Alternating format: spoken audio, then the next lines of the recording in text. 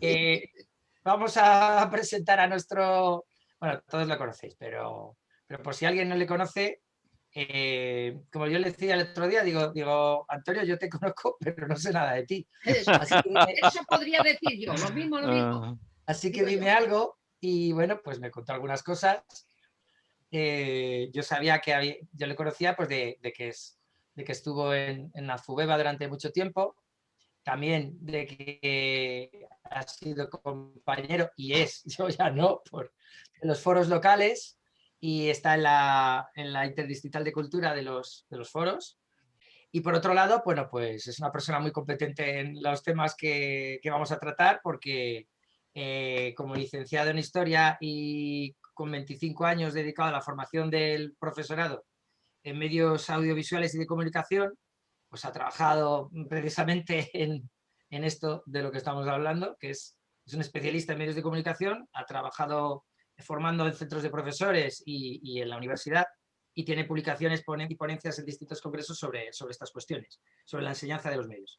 Tiene un blog, además, que podéis consultar, que bueno, que yo creo que lo conocemos todos porque solemos leerle con mucho interés. Tiene sus columnitas estas tan cortitas, pero tan certeras, porque las saca siempre al calor de la cuestión y suele pinchar donde más duele, no sé, pero por lo menos suele acertar con los que le leemos, suele acertar, porque nos suele gustar mucho.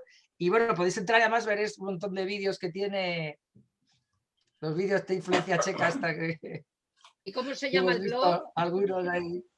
De lo que voy a hablar es de la influencia del neoliberalismo en los medios de comunicación, porque ha sido fundamental en los últimos 40 años y dependen mutuamente el uno de los otros. Por eso, aquí el resumen de lo que voy a contar es cómo en los últimos 40 años los medios han pasado de ser el cuarto poder a ser la voz de su amo. Antes se decía de los medios, ha habido muchos paradigmas, pero pues muy falsos, ¿no? O sea, los medios como ventana al mundo, estas cosas. Pero bueno, llegó el momento en que se dijo que los medios eran el cuarto poder en cuanto que controlaban. Claro, no controlaban, a veces lo trataban simplemente. Pero después de estos 40 años ahora dependen directamente del mercado. Por eso aquí el roto sintetiza diciendo que unos minutos de publicidad antes de seguir con la propaganda. Hay un principio en comunicación, digamos, que dice que el modelo de gobierno genera un modelo de medios de comunicación. Son sistemas complementarios que se retroalimentan, y como el modelo actual es el neoliberalismo, entendiendo este modelo de gobierno, entenderemos el modelo de los medios de comunicación. Después veremos cómo, o sea, la primera parte es un poco las características del neoliberalismo, la segunda es cómo los medios han cambiado en ese sentido, y al final veremos eso aplicado al caso del país. Este señor es el forjador del neoliberalismo. Bueno, yo creo que es una de las personas más nefastas que ha habido en muchísimos siglos, porque él es el responsable último de todas las muertes que está generando este sistema económico. Según él, las funciones del Estado deben ser la protección de nuestras libertades. Claro, no sabemos bien qué libertades, desde luego sí las económicas, pero no las de los demás.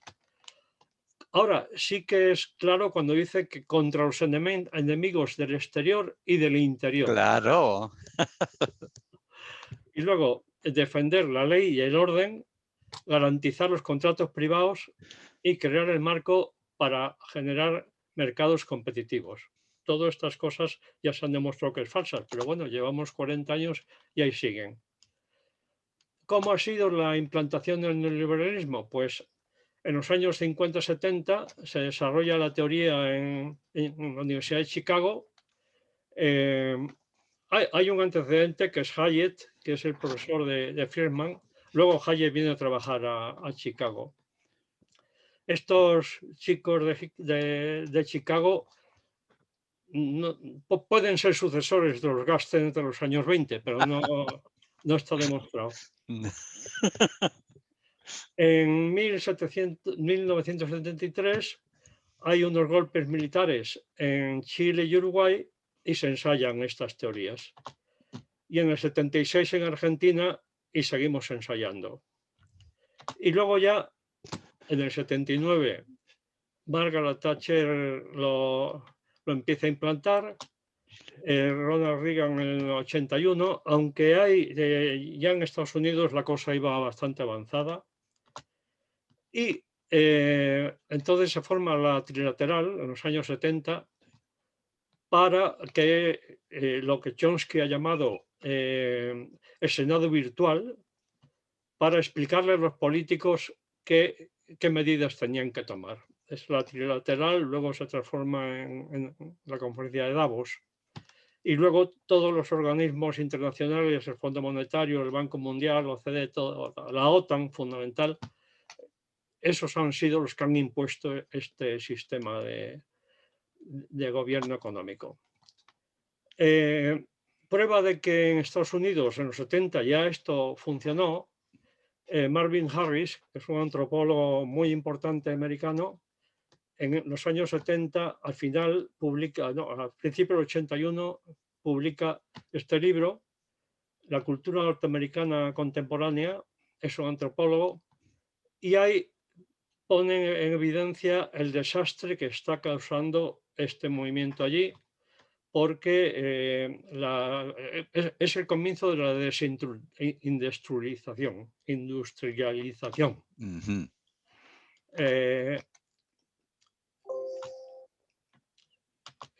Eso genera el declive de la industria americana, que se empieza a desplazar a otros países, y sobre todo la consolidación del poder financiero. Ronald Reagan lo que hace es que remata la faena y ya lo sacraliza. Principios del neoliberalismo: prioridad de la propiedad privada, predominio del mercado sobre el Estado, libertad de movimiento de capitales, mayormente esa es la libertad del neoliberalismo. La empresa, lo más importante, orden y previsión de conflictos, individualismo, y Margaret Thatcher dice: la sociedad no existe, solo existe el individuo. Eso es muy importante en el neoliberalismo, porque el éxito de las personas individualmente, ¿no? Y si no se agrupan, mejor. Las consecuencias: los poderes económicos compran el poder político, esto es la corrupción. Hace unos pocos días, 4 o 5, ha salido este artículo publicado por ATAC, antes se había publicado en otro sitio: las eléctricas, el retiro dorado de la película, de la política. Y aquí tenéis los ministros del PSOE que han pasado por las eléctricas después de su trabajo, y aquí los del PP. Antes de ayer salían noticias de las ganancias de Endesa de este año. Ahí lo tenéis, 1.384 millones, y Iberdrola ha aparecido. Pues para algo tenía que servir que los políticos en la jubilación se trasladaran allí a trabajar. Más consecuencias del neoliberalismo: deterioro gradual de la democracia. El neoliberalismo no puede funcionar con democracia. El ciudadano pierde sus derechos y se convierte en consumidor. Se privatizan los bienes y servicios públicos y se elimina o se disminuye todo lo posible el gasto social. Así se deterioran los servicios públicos, los transportes, sanidad, vivienda, etc. Y otra cosa muy importante: los trabajadores pierden sus derechos laborales. En los golpes de Argentina y Chile, los primeros derechos que perdieron fueron los derechos laborales. Y esto conlleva el aumento progresivo de la desigualdad y la pobreza. Entonces, este sistema, a mi modo de ver, es perverso porque es antidemocrático. El capital por encima del Estado es la justificación de la desregulación.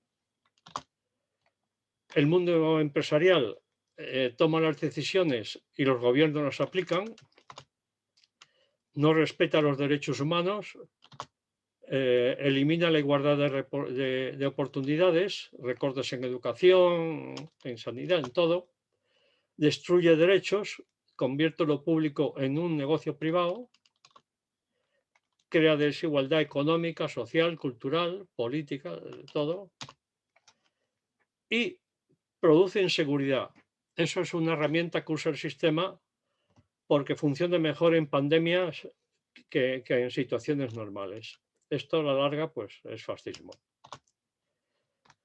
Entonces, el resumen es: los beneficios se privatizan y la deuda privada se hace pública. Eso es lo que pasó con la banca y con otras empresas en la crisis del 2008. Así, la señora esta pues dice que este año lo que le piden los reyes es no tener que pedir. Este sistema es inhumano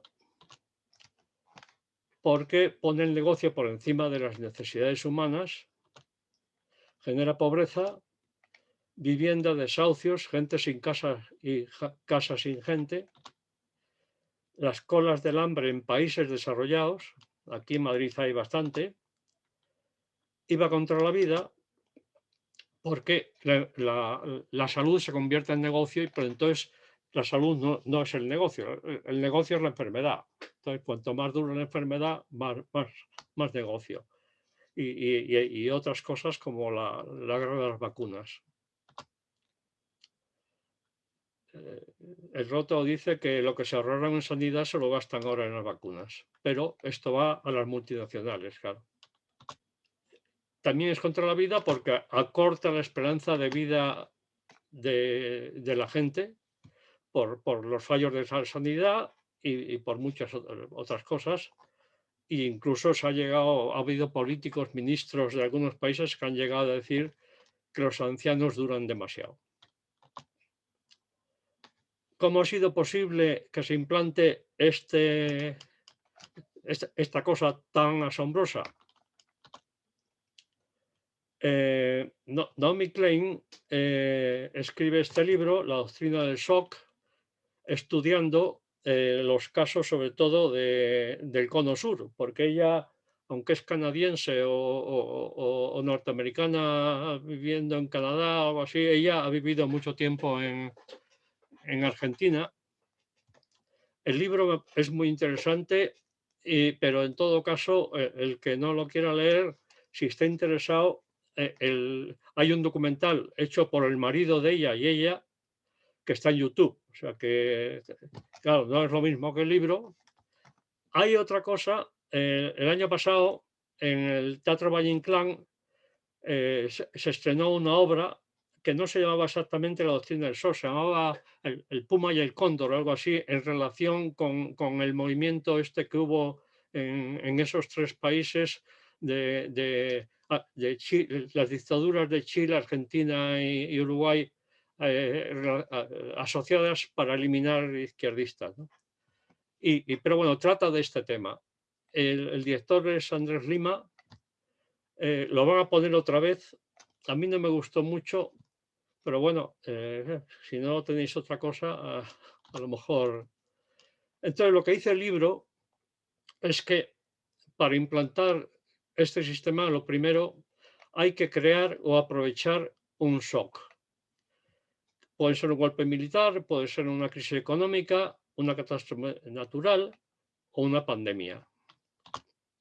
Por ejemplo, en Chile y Argentina, el golpe de Estado militar.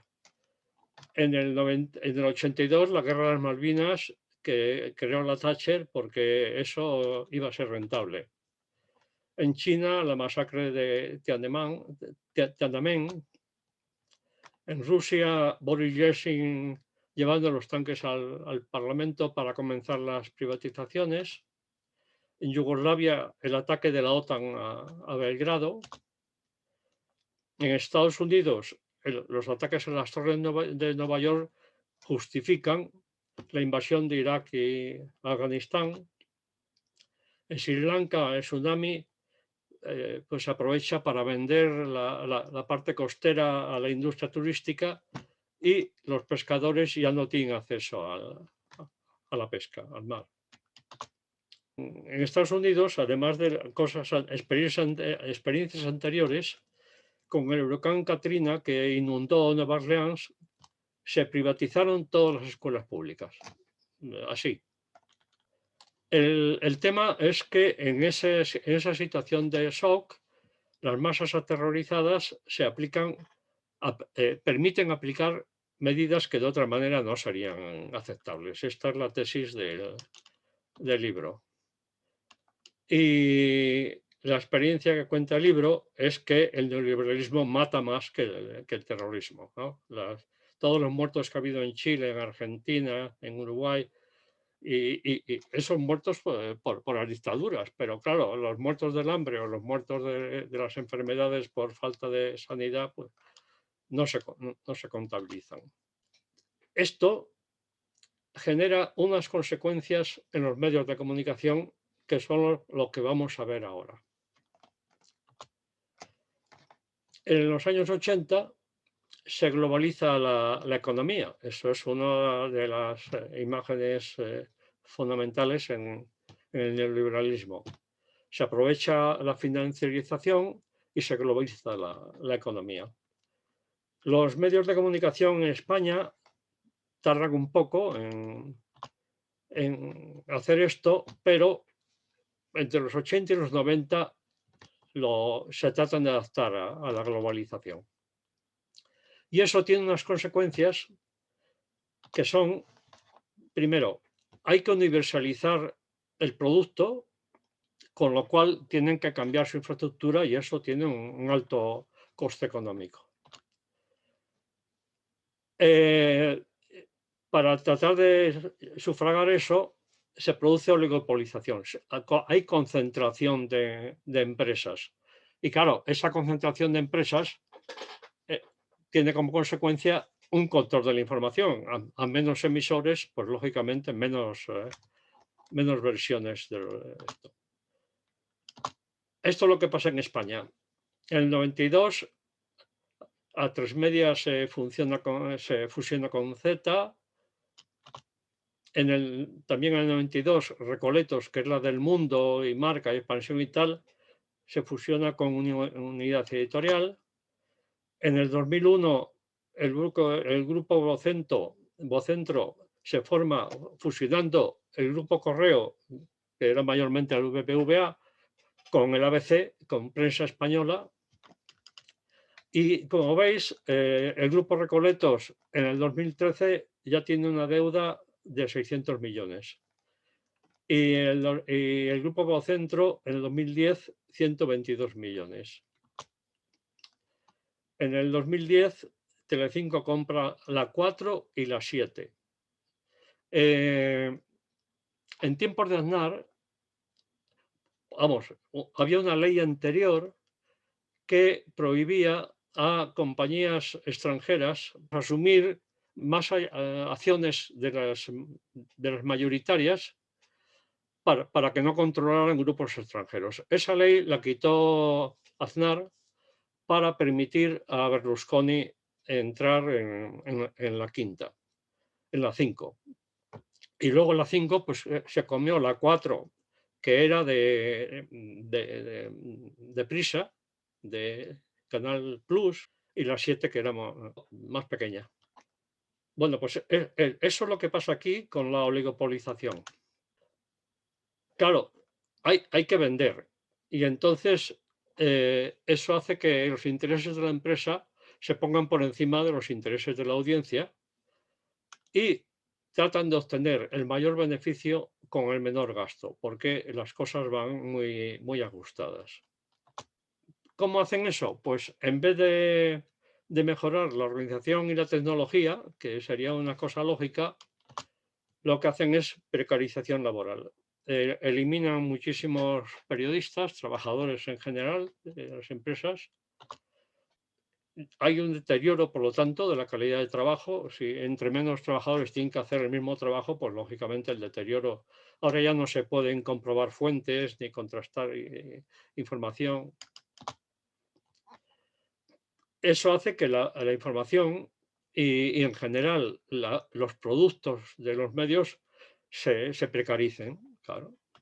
Como ha pasado, eso es lo que denunciaba Marvin Harris que había pasado en Estados Unidos en los años 70.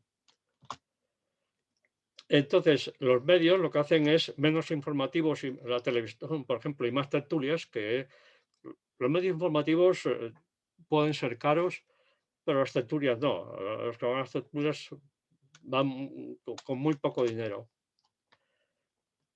La influencia de accionistas y anunciantes en los contenidos, menos producción propia y más compra de programas extranjeros baratos, disminución, por ejemplo, de informadores en el extranjero, de corresponsalías, y sobre todo los informativos derivan hacia el entretenimiento porque eso vende más. Y luego pues ya está lo que llaman la terbasura, que son los concursos, talk show, etc. Esa es la comercialización. A finales de los 90 se produce la digitalización.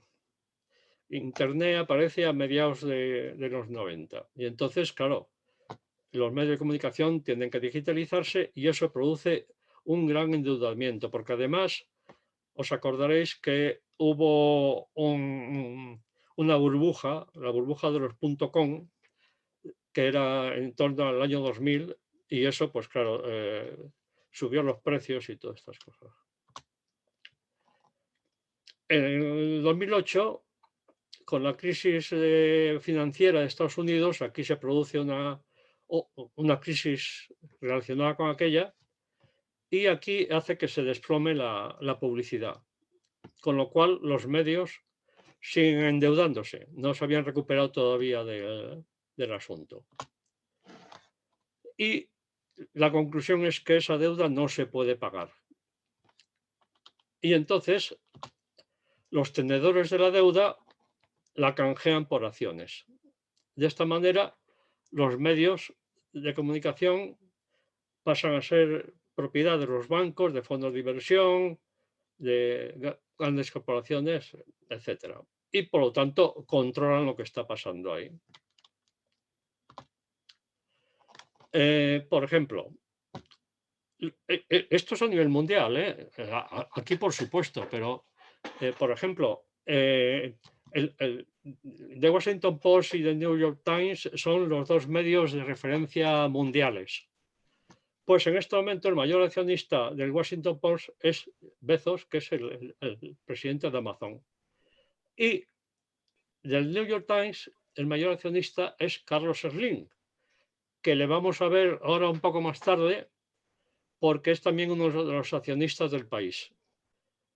En el país, los mayores accionistas son un fondo americano, Amber, Telefónica, en este momento una empresa de comunicación francesa, Vivendi, Carlos Slim, de Carlos hablaremos más tarde, y el Banco Santander. En el mundo y Telecinco, pues es la banca italiana. En el ABC y el Grupo Correo, pues el BBVA, que ya estaba con el Grupo Correo, el Banco Santander y un banco noruego. Antena 3 y La Razón, el mayor accionista es el Grupo Planeta, pero ahí también están el Banco Santander, el Sabadell, CaixaBank. Como veis, la banca manda y aún así todos los grandes diarios españoles están endeudados. De esta manera, dependiendo de los medios de la banca y de los grandes empresarios, pues lógicamente ya no son medios informativos, son mayormente medios de propaganda. Ese es el cambio sustancial que se ha producido en estos 40 años. Eso genera pérdida de calidad y a la vez pérdida de confianza de sus audiencias y arrastra más pérdidas económicas. Un estudio de hace 2 años de un analista extranjero pues dice que España es uno de los países europeos que más desconfianza tiene en su propio sistema informativo. Entonces, el neoliberalismo, con esas dos herramientas, la financiarización y la globalización, hace que se convierta en el negocio de unos pocos.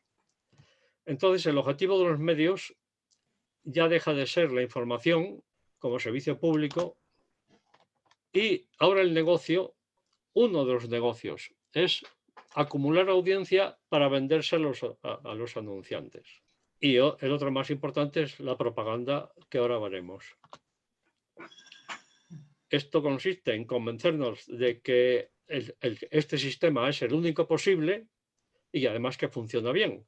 Es lo que estos días se están llamando la democracia plena. Y la propaganda de los medios y la represión de las fuerzas del orden son las armas principales del neoliberalismo para poder mantener esta situación vista de esta manera un poco anómala. El Roto lo sintetiza diciendo pensar lo que todos y dejar de pensar. La desinformación puede ser por acción o por omisión. Por acción, creación de una opinión favorable al sistema y a las grandes corporaciones, que son los que mandan en el sistema informativo. Aquí tenemos un artículo del País, de la sección de Economía, en que un señor, que aquí dicen que es un referente en el ecosistema digital barcelonés, este chico, pues dice que la tasa de Google es una aberración y los políticos no saben cómo pueden afectarlas a los inversores. Claro, en otros países más serios ya hay tasa Google. Aquí están intentando hacer un apaño porque enfrentarse a Google tampoco interesa mucho. También por acción es el sesgo informativo. Esto es una queja de los lectores del País que dicen que a veces los titulares no concuerdan con lo que pone debajo. Yo ya eso lo he denunciado varias veces con ejemplos en el blog. Y entonces el defensor del lector pues dice que hay muchas quejas. Eso, ¿qué va a hacer si le paga el País? Y luego está la ocultación. Ocultar las malas artes, digamos, del máximo beneficio, pues a la larga genera mejor imagen para el medio. Por ejemplo, los bancos, fondos, grandes empresas apenas pagan impuestos. No vemos en los medios que eso se refleje, ¿no? Ni la precariedad laboral y social, ni los abusos empresariales. Por ejemplo, de la precariedad laboral y social sabemos que el Corte Inglés tiene una política totalmente antisindical, pero eso no lo dirán los medios porque el Corte Inglés es accionista de muchos de ellos y es anunciante importante en casi todos. Entonces, lo que ya Chomsky viene denunciando hace mucho es que la manipulación es más por lo que se oculta que por lo que se dice. Hace un mes o dos, el Congreso creó una ponencia para estudiar la desinformación y tuvo muchísimas críticas de todos los partidos, no, vamos, de la derecha, y el voto en contra de Vox, porque es un negocio. Hay un problema que es la formación de los periodistas. Periodismo y publicidad se estudian en la misma facultad. Claro, tienen una base teórica común, que es la teoría de la comunicación. Pero tienen una base ética incompatible. Unos tratan de explicar la verdad y los otros la mentira. ¿Cómo puede ser que en el mismo sitio incluso las mismas personas pueden hacer todas las dos labores? Ahora, hay otro problema, además, más grave todavía. Las grandes empresas, cuando todavía no tenían tanto dominio sobre los medios, crearon sus propios gabinetes de propaganda que llamaban gabinetes de comunicación. Y entonces ahí elaboraban sus artículos y se los mandaban a los periódicos o los programas en la televisión, y como o no les cobraban nada o bueno, a veces les cobraban algo, pero desde luego así los medios podían trabajar con menos personal, pero eran las empresas las que estaban elaborando su propia información. Y ahora sigue la cosa así.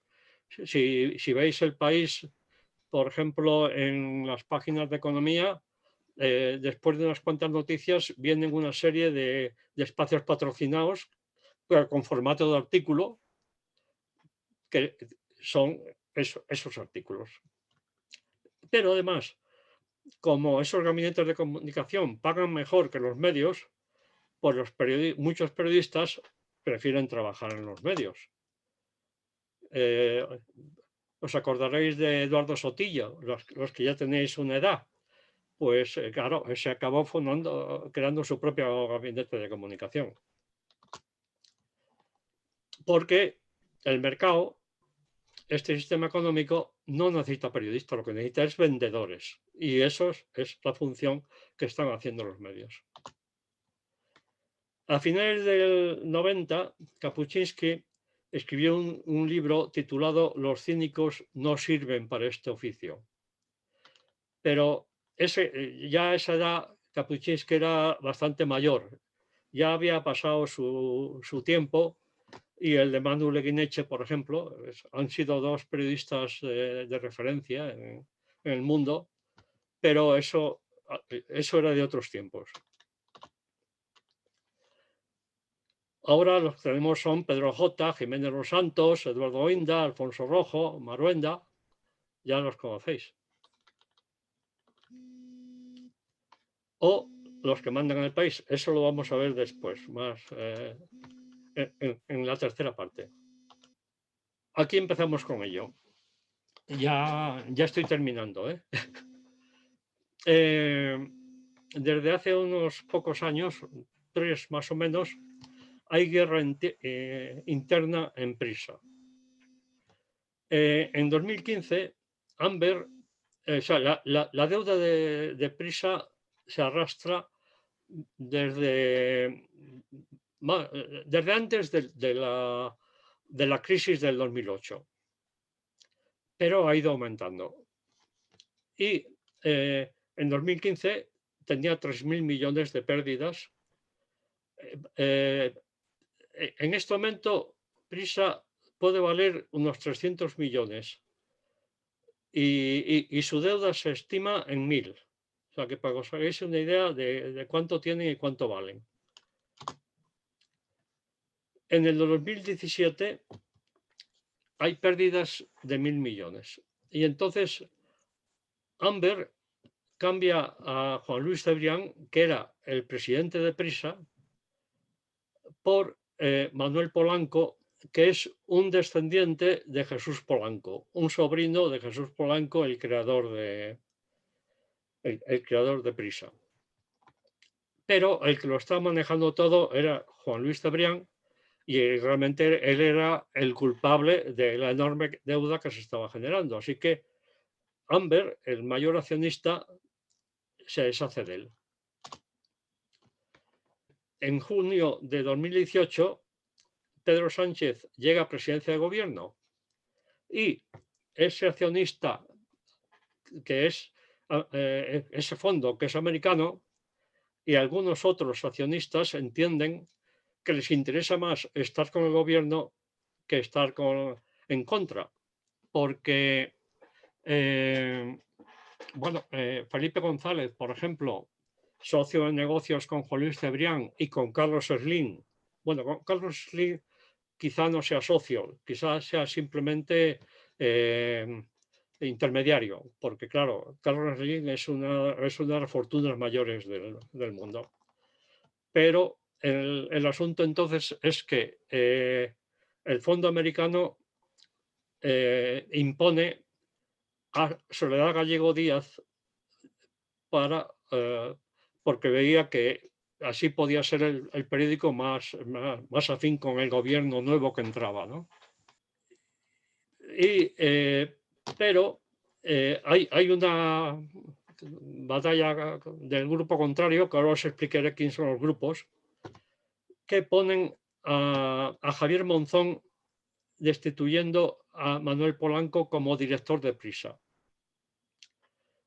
Javier Monzón, ¿quién es? Pues Javier Monzón es,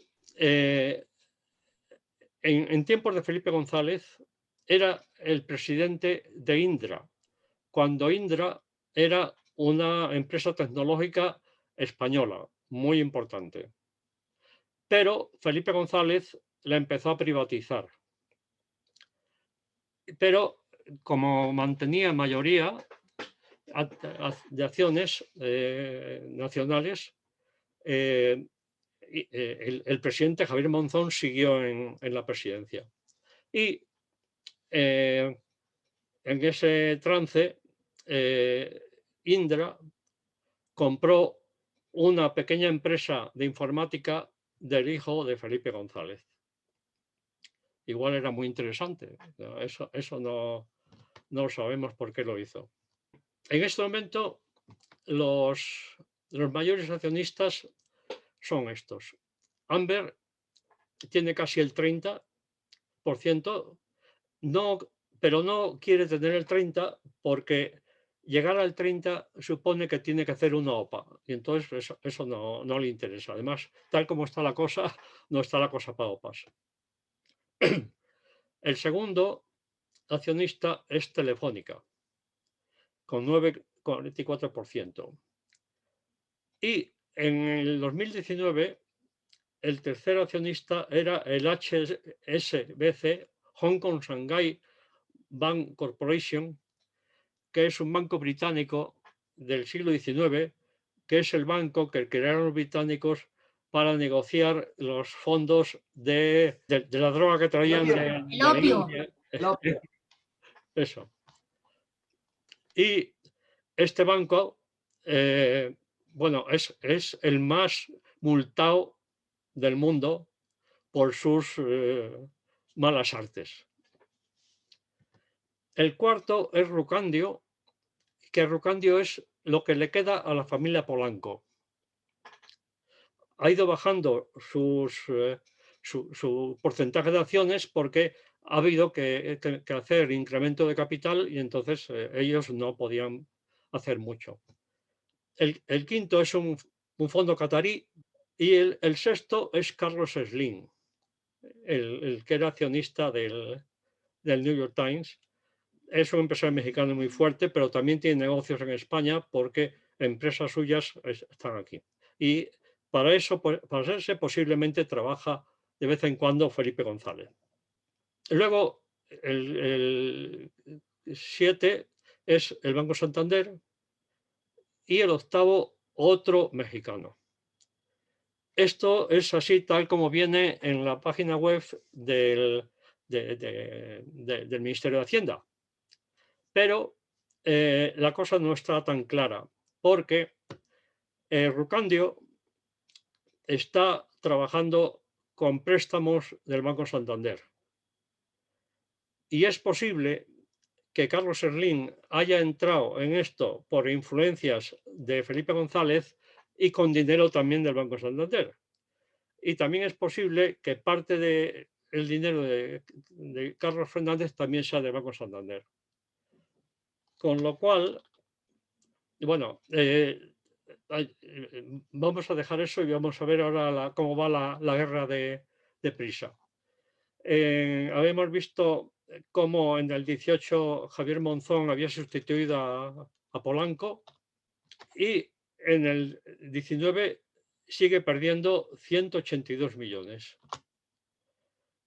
Y entonces Javier Monzón quita a Soledad, bueno, a Soledad Gallego Díaz se le acaba el contrato y no se lo prorroga.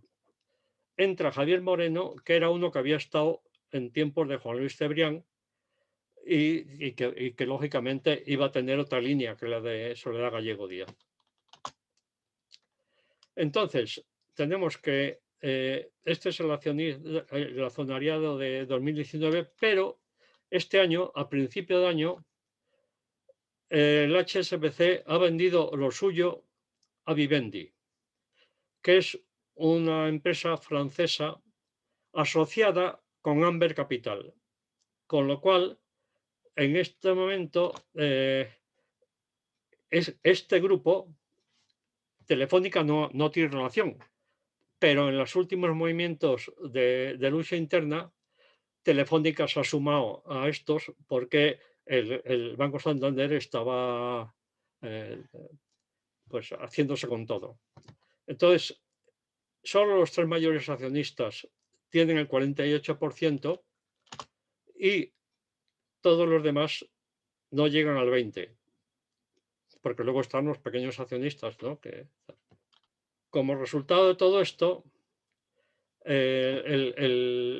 Orgulian, que es azerbaiyano, es el que maneja Amber, es azerbaiyano, pero yo creo que nacido en Francia, es el que maneja aquí el fondo, destituye a Javier Monzón y se nombra el mismo presidente interino.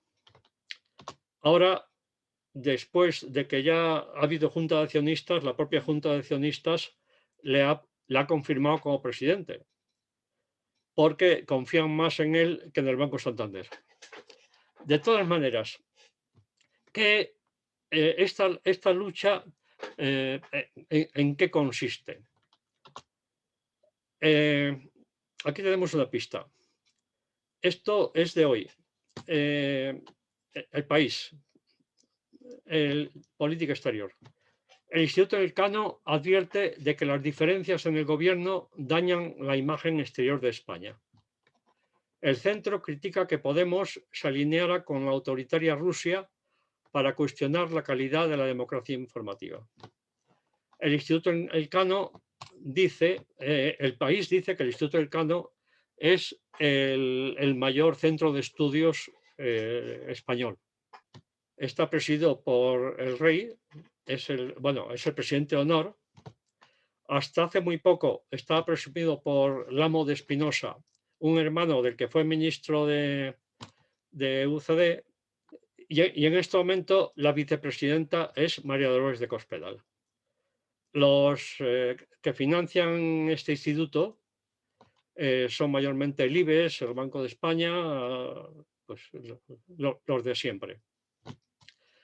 Esta es la política que tiene en este momento el País por influjo del Grupo del Santander, que es tratar de que el gobierno se deshaga de la izquierda y se coalicione con el PP. Esto lo ha dicho muchas veces Felipe González, lo ha dicho Juan Luis Cebrián, y eso es lo que de alguna manera trata de evitar, por un lado, Telefónica con Amber y los otros, porque piensan que mejor que tengamos la fiesta en paz. El gobierno está ahora como está, tampoco lo está haciendo tan mal, y entonces Telefónica se apunta con los otros.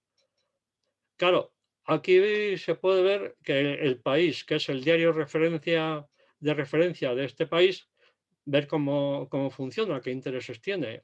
Ese es un ejemplo que yo creo que es bastante claro. La gente no es tonta, pero está siendo desinformada. La pérdida de confianza en los medios no soluciona el problema, porque además alimenta las redes sociales que están manejadas por los mismos que manejan los medios. Y con esto perdemos todo.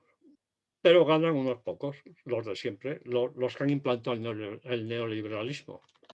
Entonces, la desinformación nos perjudica, nos hace mucho daño. ¿Cuál es la solución? Pues esto un poco es lo que estamos modestamente tratando de hacer con estas charlas en base a la necesidad de una actitud crítica que es una cosa individual, personal, es un compromiso personal. Un derecho a la información de calidad, que aunque esté en la Constitución, tenemos que reclamarlo porque no se da, y eso pues es un derecho político que hay que reclamar. Y luego, criterios sobre la realidad. La mayor parte de los temas no los conocemos, hay todos que nos expliquen. Por eso aquí se está hablando del sistema sanitario, de educación, de todas estas cosas.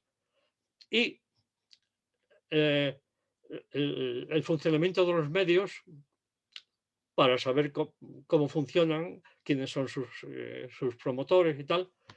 Y ya el culmen de esto sería nuestra propia capacidad para responderles a los medios de esta manera. Vamos hacia allá. Sobre todo lo que más necesitamos es más educación, facilidades para actualizar nuestros conocimientos, porque lo que nosotros aprendemos en la escuela o en la carrera, donde sea, eso hay que actualizarlo cada poco tiempo porque el mundo va cambiando y no es fácil. Lo están haciendo los medios, ya vimos en la charla anterior que muy mal. El tejido social favorecería esto porque podríamos comunicarnos y podríamos ayudarnos, ¿no? Con colaboración, no con competencia y con individualismo, que eso es lo que pretende el sistema. Bueno, como esto comprendo que ha sido un poco apresurado, además un poco largo quizá, el asunto es que yo no me fío mucho de este sistema y esto lo he puesto en forma de artículo. El que quiera ese artículo, pues va al blog, que es esto, antoniocampuzano.es, y hay una pestaña que pone educación mediática. Pinchando ahí sale este artículo y pinchando en el título, neoliberalismo y medios de comunicación, te lo puedes bajar y leerlo tranquilamente cuando quieras. Aparte de eso, ahora, si os parece, podemos empezar la tanda de preguntas. Antes, gracias por el rato con su colaboración y a vosotros por escucharme. Si alguien me quiere hacer consultas por correo electrónico, pues ahí está el correo y tampoco hay problema. Sí os advierto que me gustaría mandaros una encuesta para ver cómo, si esto que he dicho, tal como lo he dicho, os he entendido o no, o para ya orientarme y mejorar. No es para valoraros a vosotros, es para valorarme a mí. Pues muchas gracias.